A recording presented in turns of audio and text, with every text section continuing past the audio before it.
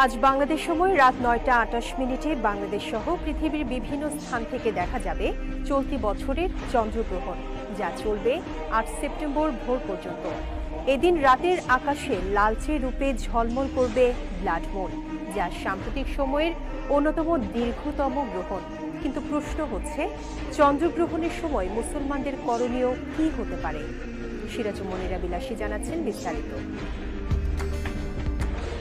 বিজ্ঞানের ভাষায় চন্দ্রগ্রহণ ঘটে তখনই যখন সূর্য ও চাঁদের মাঝখানে পৃথিবী এসে দাঁড়ায় এবং পৃথিবীর ছায়া চাঁদকে ঢেকে ফেলে। এদিকে আল্লাহ তাআলা সূর্য চন্দ্রকে তার মহাশক্তির নিদর্শন হিসেবে উল্লেখ করেছেন।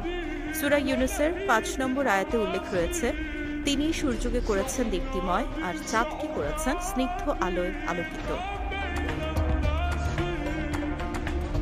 রাসূল সাল্লাল্লাহু আলাইহি ওয়াসাল্লাম বলেছেন, সূর্য ও চাঁদ আল্লাহর নিদর্শন, কারো মৃত্যু বা জন্মের কারণে এদের গ্রহণ হয় না। যখন তোমরা গ্রহণ দেখবে তখন দোয়া করো, আল্লাহর মহিমা ঘোষণা করো, তাকবীর বলো, নামাজ আদায় করো এবং সদকা দাও। এদিকে সূর্যগ্রহণের নামাজের মতো চন্দ্রগ্রহণের নামাজও হাদিস দ্বারা প্রমাণিত।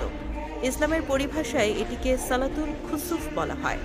নবীজি সাল্লাল্লাহু আলাইহি ওয়াসাল্লাম এই নামাজ আদায় করেছেন, তাই সালাতুল খুসুফ আদায় করা সুন্নাত। তবে সালাতুল খুসুফ আদায় করার কিছু নিয়ম রয়েছে, যেমন একাকী পড়া উত্তম, মসজিদে জামাতে পড়া সুন্নত নয়।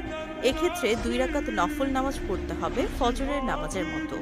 ইচ্ছে করলে ৪ রাকাত বা তারও বেশি পড়া যায়, তবে ২ বা ৪ রাকাত পরপর সালাম দিতে হবে, কিন্তু আজান ও একামতের প্রয়োজন নেই।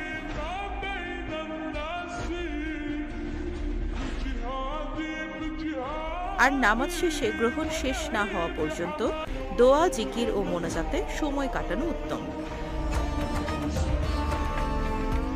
সুতরাং চন্দ্রগ্রহণ কোনো অশুভ লক্ষণ নয়, বরং আল্লাহর নিদর্শন।